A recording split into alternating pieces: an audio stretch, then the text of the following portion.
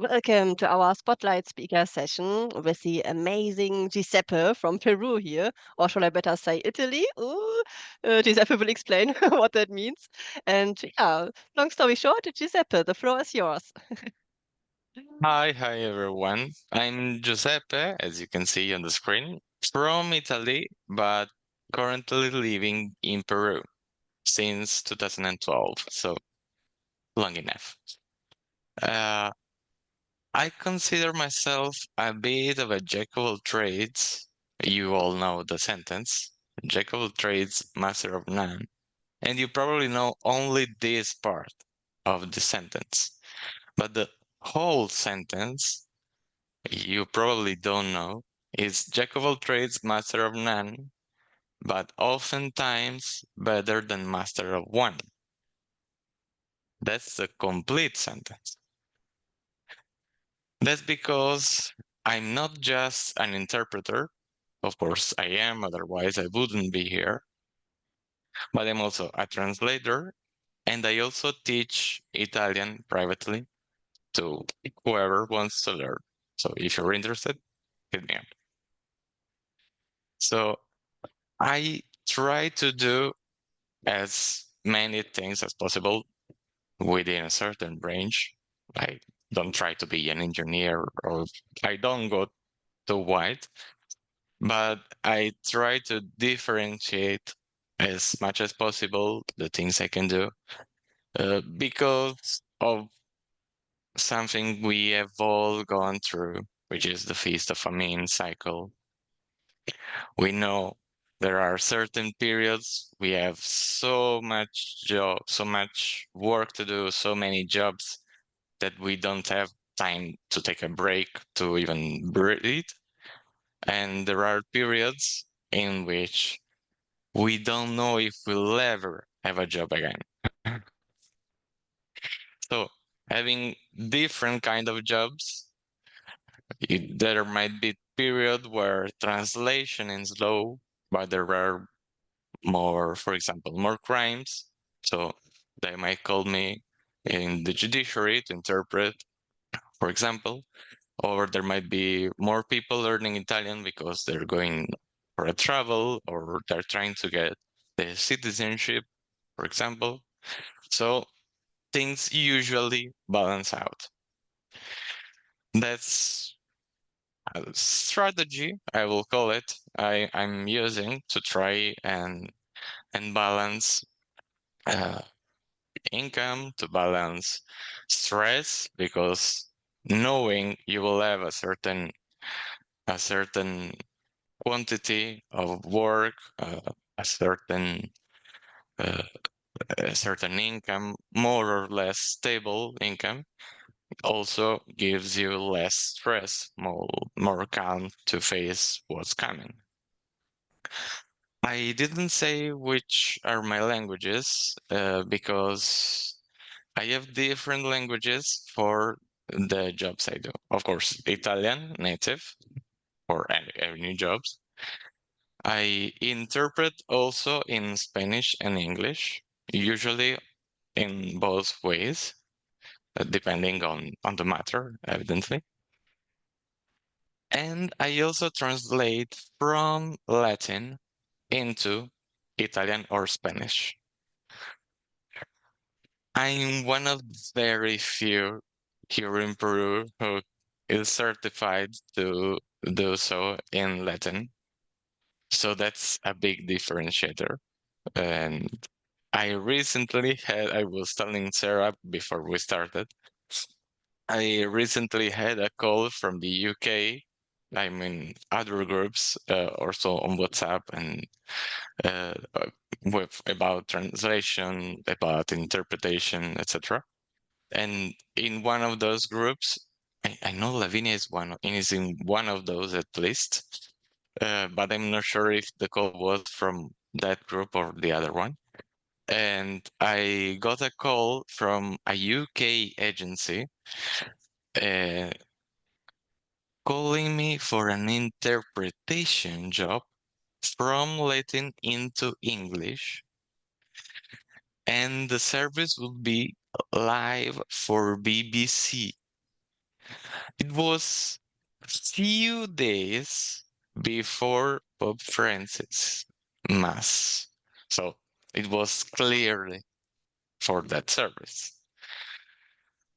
And knowing how important it is, how many things one has to know for such a service, that it wasn't towards my native language. It was to English, not to Italian, or even to Spanish, which is a very close A in my case, because I've been living here forever, basically. I told them if you gave me more time, I could have prepared at least the ritual, the part that we all know. All the mass is going to be in Latin in a certain way. We all know the repetition, etc. But in 5 days, 10 days, I can't remember how many days were left. I won't be able to do that. There is no way. I have never interpreted in Latin, from Latin to any language. So unfortunately, I didn't provide the service, but that would have been What happened? Yeah, quite a so shock. you didn't interpret the service after all and live stream to the whole No, world and stuff? Or unfortunately not. uh, And my wife was outraged because of yeah. it, because she said, "It was your time. You had to shine." Of course. She said, "You will go famous. You will Yes, be the yes. best interpreter in the world." But sorry, did they hire Trust me. somebody else or did it But just not happen? Or no, no, no. The, the interpretation was given, but it wasn't uh, me who gave the interpretation but you didn't because I you said couldn't. no? No. You said no? Like I said, I couldn't. Oh Uh, no, it, it I see. No, it I understand. was Sorry. Yeah, yeah. too short a margin, Yeah, yeah. To and prepare. towards English, it was too much. I understand. Yeah. Giuseppe, If maybe at it. least, Sorry. no, if at least it was towards Spanish, maybe, maybe I would have dared, but I'm not sure. But Uh, towards English was too much. yeah, Giuseppe, maybe you did the right choice because in the Vatican there are so many people who must be very, very good in and fluent in Latin. So I know. I think the competition was too big. But it was it's Yes. nice to get this offer. Absolutely. Well, it's Yeah, wonderful. absolutely. And sometimes we have to I mean, distinguish, ne? Is it just like fear that I should go through and still say yes, or is it like justified, like, okay, no, really, I cannot do this, we have to distinguish. It's a fine line, Mhm. right? But yeah, it's important. Mhm. Even just receiving such an offer means something right I'm doing, because otherwise I wouldn't be receiving this kind of offer. But I couldn't go through because some people who would be listening in the Vatican, for example, know Latin way better than I do. Because I did study Latin, otherwise I couldn't be translating, of course.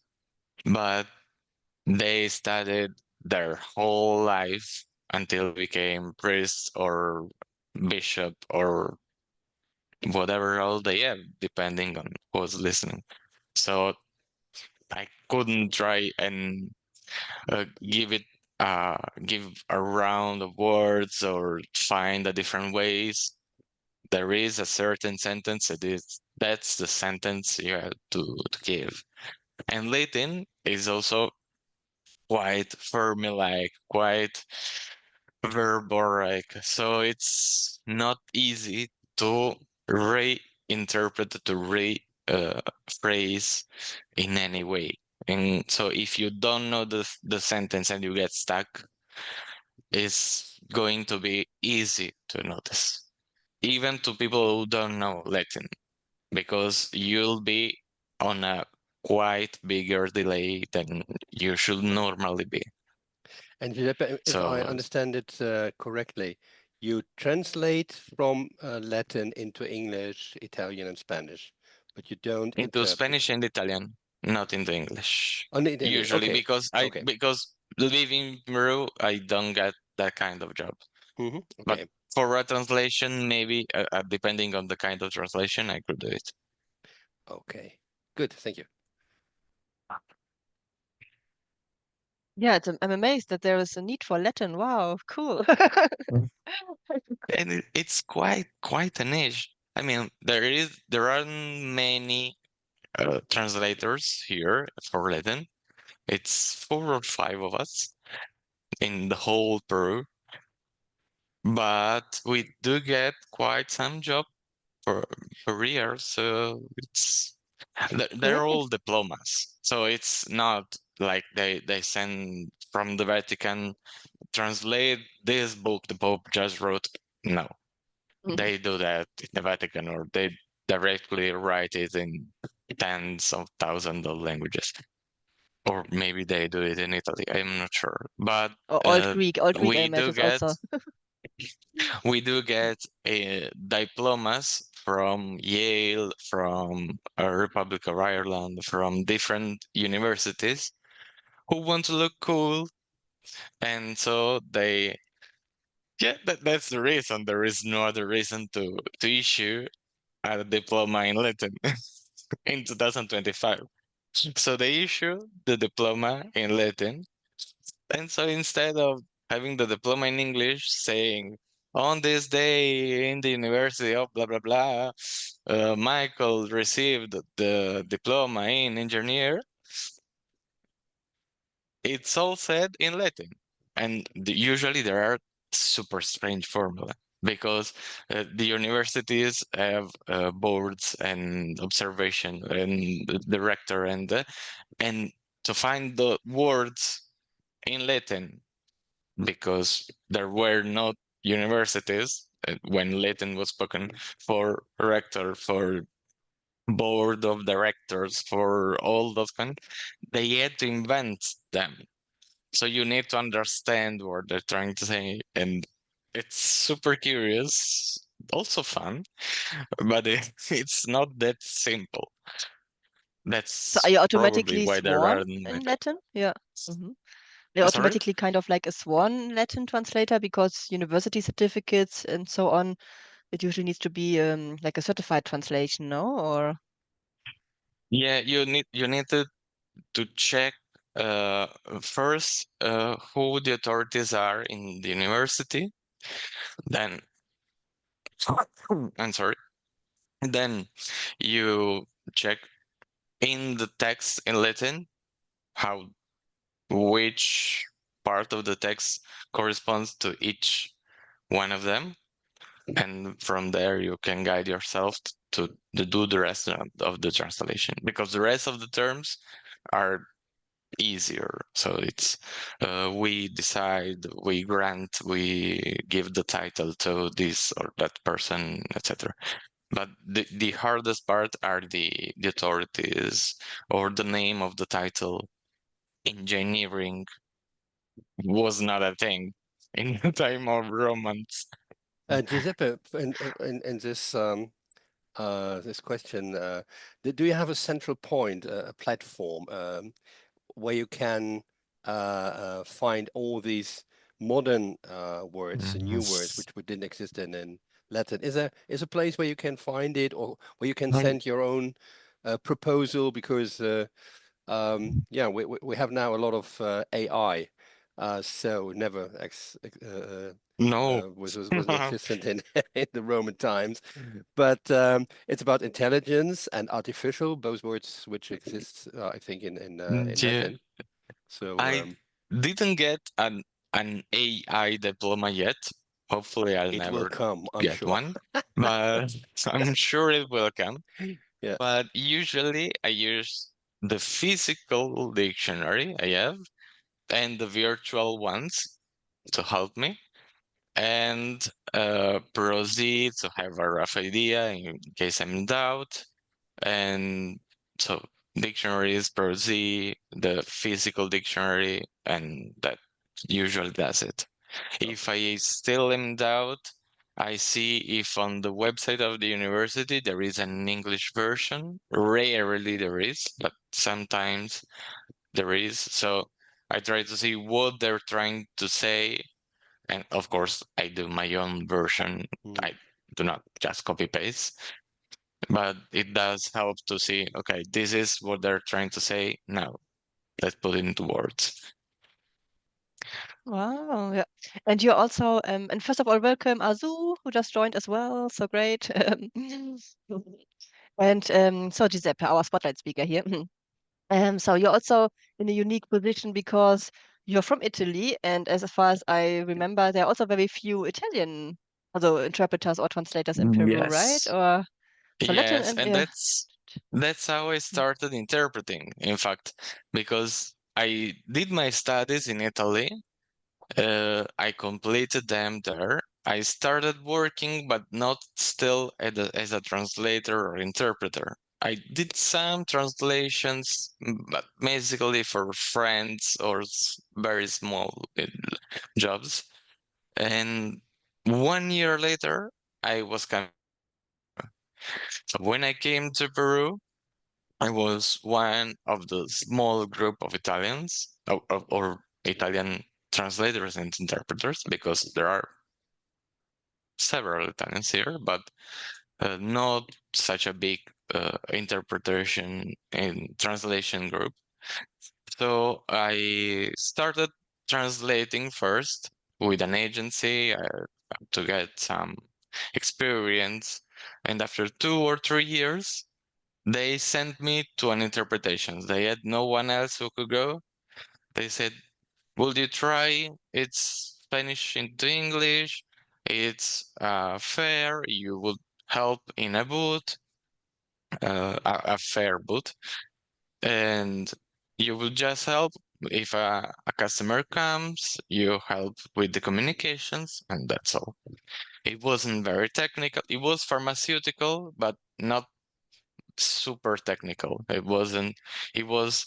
If I have a headache, what of your of your of your pharmaceutical of your medicine would you suggest?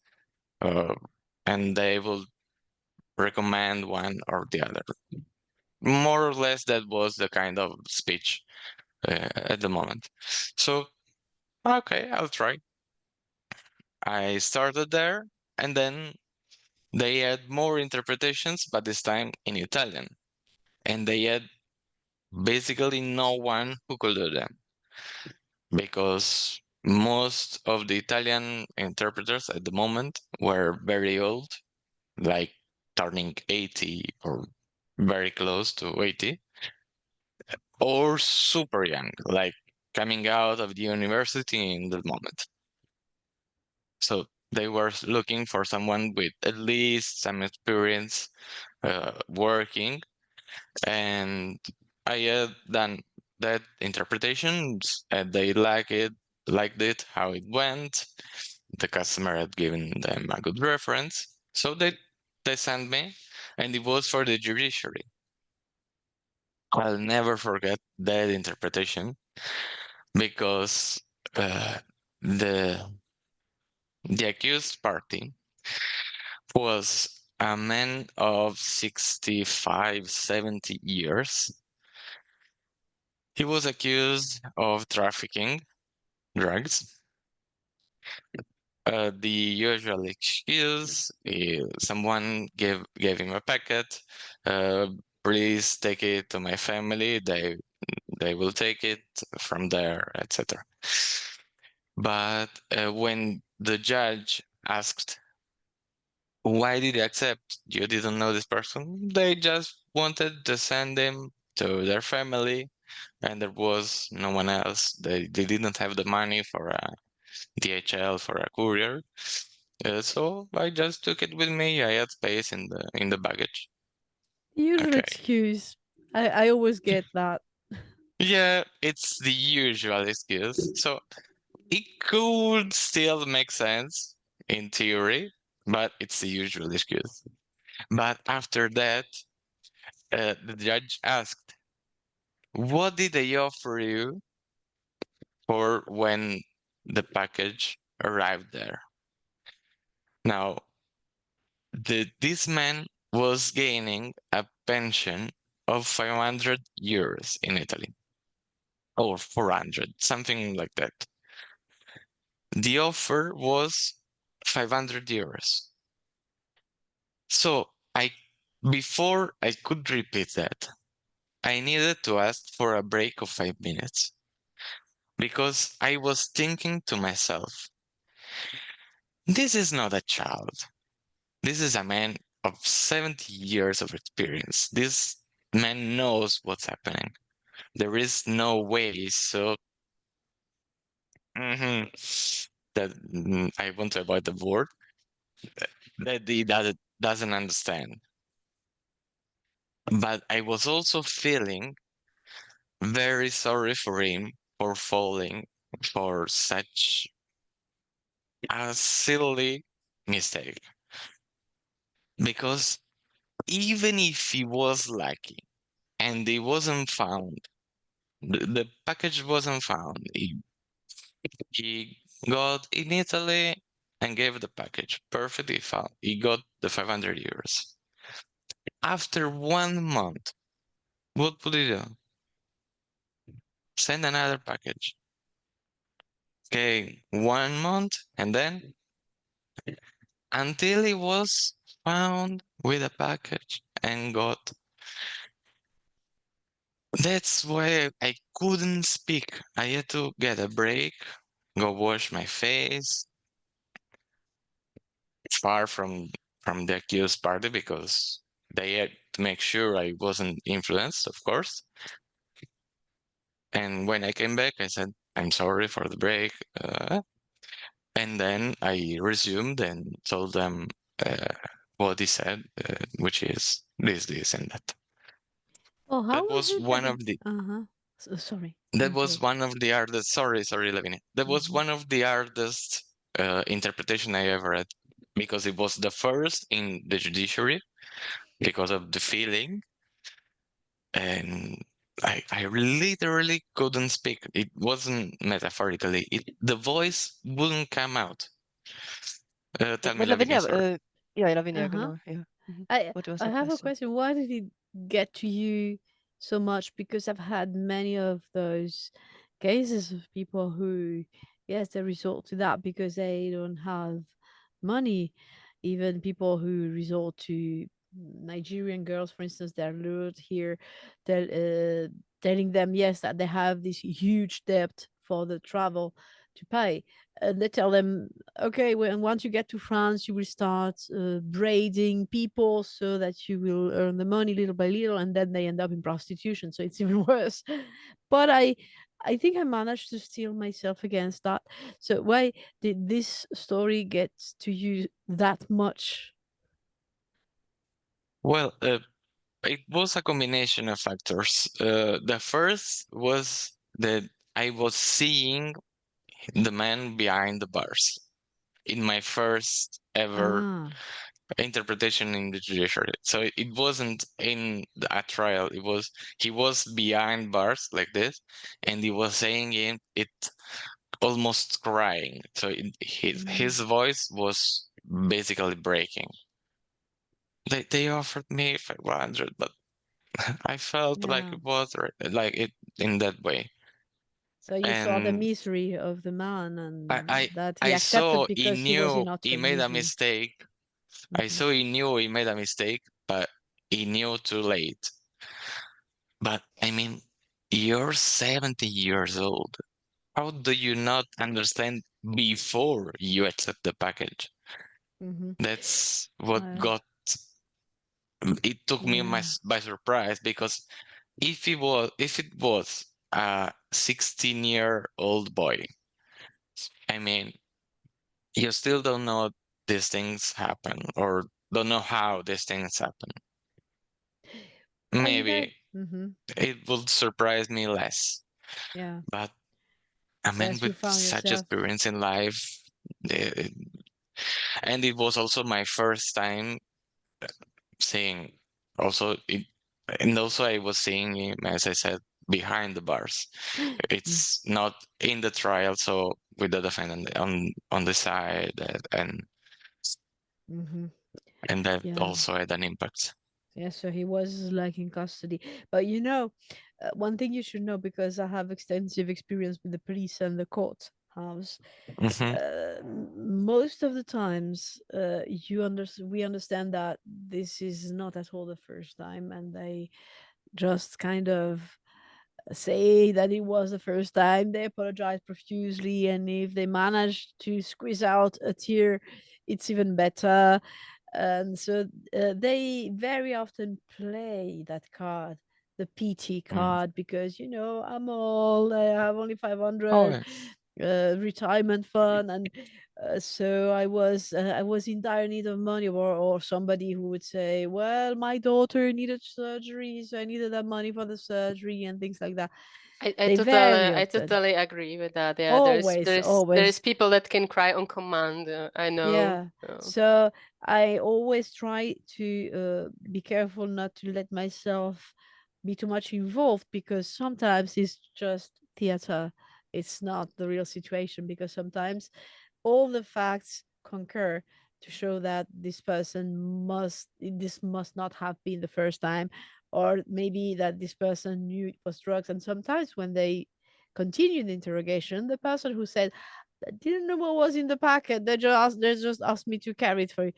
And then at the end he admits he knew it was drugs, because if they offered him that kind of money to transport drugs, it means that he knew what was Well, of inside the course. packet. You don't offer 500 euros to carry a package with some pasta in it, for instance. No, of course. Now it's been 10 years since that Yeah, so now interpretation, so you know better I now. know, I know, and I've interpreted uh, in the judiciary at least 3 years consecutive, 3 years in a row, Hey. and I've seen all sorts of cases, Ma- but mainly trafficking of drugs, and I've seen everything. Mhm. One Yes. time I Yeah. even had to interpret for a man who came from the Mm. town right next to mine. I mean, how small must world be Whoa. that he came Mm. from 7 kilometers away from my town? Anyway, In Italy, of course, you mean, ne? Right? Not in Italy, and yes, then he was on trial or whatever in Peru. in Peru. Yeah, this is For the really a same small thing, world. Yes, yes, for a yes. package of drug, etc., etc. Yes. But yeah, And Giuseppe, did there's you so ever many. encounter a court case where you were also in danger yourself, where you became afraid that maybe the culprits would try to do something in your private life?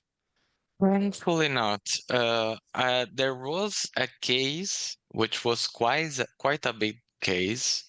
Came on TV, etc. It was for several, not sure if hundreds of kilos, but several kilos of cocaine. So it was a big, big case. So they called me for weeks and weeks to interpret it, and they had requested an interpret. There was another before me.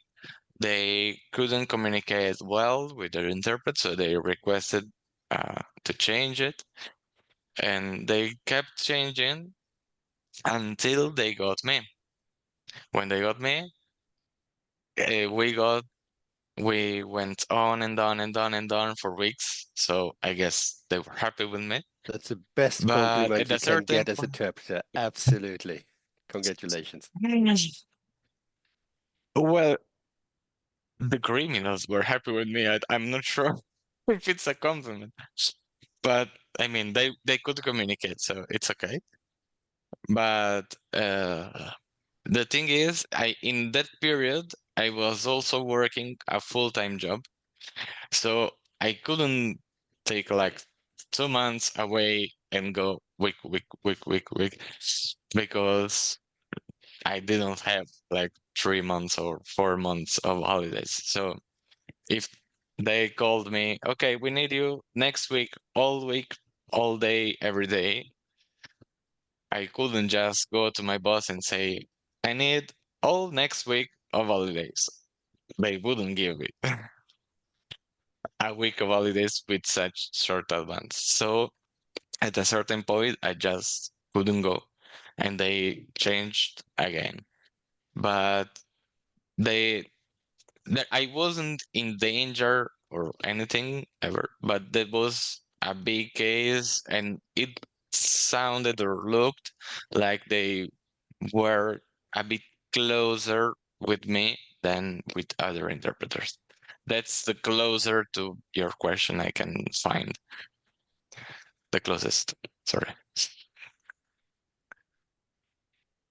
Also, a curiosity, I didn't have formal training in interpretation when I studied. I did study translation, but not interpretation. I mean, I did study it, but there wasn't cabin, there wasn't a boot, there wasn't a, a, a training. So I trained formally in interpretation just this year for the first time in January. In a retreat, it's called the Terp retreat. I'm not sure if you know it. I can give you the link here in the chat. This is the Lima retreat because it was in Lima. But they had another one in South Africa because before this one, and they will probably organize more. I'm not associated to them. I'm not gaining money if you click on the link. Just promoting, just so you know, just so you have a better idea of how it looked like. So I don't go too deep in the aspect of how the training went, but it was a very good training. I liked it a lot, and the trainers were all from AIC and very, very capable, I have to say. I loved it. Hi, Giuseppe. Thank you. I just Hi. copied the link. Thank you. And I understand Perfect. what you're saying because I work in Judicial for many years. Almost 9 years. So I understand perfectly well. I try to detach from any emotions because sometimes you hear a lot of things like real serious things like anything, human trafficking, rape, and things like that. And yeah, it's very hard. But sometimes, as Lavinia said, is they play it. They play it, and they even here in Florida and Miami specifically, they give probation things like that to give them a chance, and they violated the probation right away. So sometimes you learn from all the cases that sometimes there are people that actually made a mistake and they don't do it again, but a lot of people they actually do it. Yeah, they keep repeating it. That's why experience is so important in this, because you learn with it. The first time, it might go like it happened with me. You might go sentimental, you might feel it more. It might hurt you or might hit you more. Then the next time, you'll be more prepared for what's coming, and the next time, even more. Not just for the terms, but for who's going to be there, for the setting, how it's going to look, and everything. So, What was from actually the the outcome first, of this first judicial interpreting assignment where you could suddenly not speak anymore? What do you remember? Or maybe it's a long time ago. it was a first. It was the first, so it wasn't the dictation of sentence, but it was. Let me think if I can remember. I think. No, I can't remember right now. No problem. But No, then at some point too you must far have managed to away. then speak again somehow to. No. I Okay. could. I mean, Yeah. I went to wash my face. I Mm. spoke again, and and Yeah. we moved on. But I can't remember what was the end, how it ended. I can't remember right now. 10 years Yeah. is a lot of time. Yeah, absolutely. No, and the important part was the experience of the emotional, how it affects you, of course. No, totally. This just shows we're all humans, right? And yeah, absolutely. And it's amazing. It's also amazing or terrifying, however you want to see it, how our body sometimes really reacts to emotions like not being able to speak, just not just because, but because of an emotion. It's like, wow, it's all connected. It's all connected. Giuseppe, Yeah. you were talking about this course you followed last year Mhm. for interpreting course. The AIC trainers or interpreters, were they by accident Josh Goldsmith and Nora Diaz? No, no. Because these It are wasn't really them. the best. Those are from Tech Forward, or at least Josh Goldsmith is the founder or co-founder of No, I know. Tech Forward, and they give also courses. So I thought maybe it was a course they gave, but I think you got No, it really good was people because they are from AIC. So Tom Afton, Amanda. I'm writing the name now. Amanda Forsyth and Hilda Tejada, Barbara Soares, and I think Gillian Misner, and I think that should be Mirna Suarez. Those were. good, nice to know. Okay, you found them, Juanicha. Juanicha was listing them Yeah, already. Yeah. she's listening. Thank you, Great. Wanich. Yeah, that's great. Edwin wasn't there. Edwin wasn't there. Mm-hmm. Not in Lima list. Amazing. Yeah, But yes, it cool. was a great retreat. Okay, yeah. Wonderful. Yeah. And I Any, remember, yeah. Sarah, you were asking me in our previous conversation what was my best and worst assignment as an interpreter. Yes. For the worst assignment, it's a tough choice because every assignment has its own difficulties. For example, that first interpretation could be seen as the worst because it was super tough to speak, for example, or for how I felt. But I wouldn't choose that one because also I wasn't that experienced. Maybe just thinking at the top of my head, there was a job my business partner and I had to do in a mining company near Lima, not in Lima, where we asked specifically when we were gathering all the information before the job, where is the speaker going to come from, who is he, etc., etc. And they told us he's coming from the headquarters from the States. Okay, perfect. US, American, easy. Okay. We were focused on the terminology, on the machinery, etc. When the day comes, we're going together with them, same car, and start speaking to the guy. Turns out he's from Northern Ireland with a very tough accent, very deep accent. And he even said his friends joked about how deep his accent was because when he said 2 or 3, they couldn't understand it. Of course, the machinery names were N882, N883, M882, M883, and so on. So it was a nightmare. Luckily, we had a PowerPoint with the name of machinery. So when he was saying, as you can see, the N822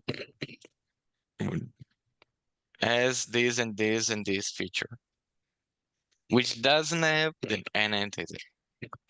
So you could differentiate that because of the features. Otherwise, 2 and 3 were exactly the same number. So that's probably one of the worst assignments I had to face, along with another one, which was very interesting, but very tough. When I was starting, an agency had contracted me to go to Piura in the north of Peru. And the trip from Lima to Piura is around 10 hours approximately in via bus. In via plane, it will be 1 hour, 1 hour and 30. But when they went to buy tickets for the plane, there were no more spaces. There were on the plane on the next day, but the next day was the day the conference started. So they told me, please, would you accept to go via bus, etc., etc. The bus will start in the night, will leave in the night, and I will arrive there 8 in the morning. Conference started 8:30. So I would arrive, go to the hotel, wash my face, go to the boat, and until lunch break, I wouldn't stop. I was just starting, repeating, so I didn't know better. And it was a particular conference because it was a meeting of regions. So an Italian region with European Union and Italian people from the region came here to Peru, to the Piura region, to exchange experiences about several topics, about how to cultivate something, etc., etc., clusters and so on. So the first speaker, 8:30 in the morning, I was a zombie, obviously. 8:30 in the morning, the first speaker is a Spanish guy, economist, using all the abbreviation he can. They all had 10-minute slots. So he went like a missile, straight to the point, and I wasn't almost breathing. As soon as he finished, I probably said half of what he said because all the shortened form he used, I had to say complete, because if I had to think of the shortened form in Italian, in the meantime, he would be on the next sentence. So I had to lose more delay in the time. As soon as he finished talking, I called the protocol guy and say, please tell the other ones to speak at half the speed of this, otherwise I won't be able to transmit the message. At the end, everything went well. I mean, a lunch break, I went to relax. I ate in 10 minutes, went to sleep until we resumed, and I could interpret normally without any problem. And all went fine. But that morning was terrific. The best Wow, thanks for assignment, sharing. the best assignment, I think is hard to beat. That for my experience, I'm sure you had great assignments, probably better than this one. I had to interpret vice ministers for foreign affairs of Peru and Italy in a special occasion not long ago, 450 years of diplomatic relationships between the two countries. And it was very well organized, very well spoken, everyone, at a good pace, which is very important. And I loved every moment of it.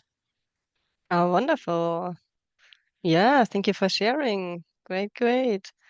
Any questions to the assignments? Otherwise, I actually have a different question still before we wrap up, maybe. It's already coming close to the hour. Hi, Francesco. Hello. Hello.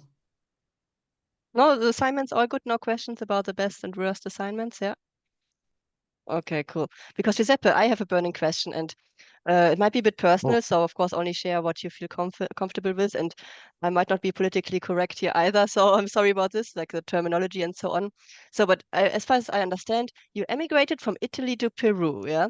And normally, like, I know people that emigrated rather from Peru to like a European country because of the like, I don't know, is Peru like an emerging country maybe, I think? And Europe, you know, first world countries, oh, how you call it? That's what I mean, like political correct, sorry. But yeah, how come like why this direction and not the other way around, you know? They caught me. It's because of love. I'll resume quite quickly. Okay, in 2011, I started working. Well, starting 2012, I started working for 6 months for a business near home, which was import-export, not translation or interpretation or anything else related. But I was using my languages because I was the one talking to the providers, to all the people who were speaking other languages, because all the leaders in the organization didn't speak very well. They could get understood, but they preferred someone who could transmit the message better. So they took me there for this position, and I had a contract of 6 months to try and see how it went. And when the contract finished, we were in full crisis in Italy. Well, in Europe in general, but Italy was in deep crisis. And so when starting 2012, my current wife went to visit, she said, well, now that you don't have a job and you are thinking of moving either to Rome, Milan, or anywhere else, come to my city. So we're going to be close, and you're going to search for a job. It's a big city, so there are going to be more opportunities, and we're going to be together. Sounded logic. I bought a ticket, and I came. Oh, great. Thank And you you're for still sharing. Yeah, happy? yeah. You're still happy with your choice? Yes. I still hate the traffic, but Mm. I'm still happy with my choice. Yeah, very good. Oh, great, great, wonderful. Wow. Thank you for sharing everything, all of your stories. Any questions, guys? Any last questions before we wrap up? Because we are at the top of the hour. In the meantime, you can think about it. I will give Giuseppe applause here.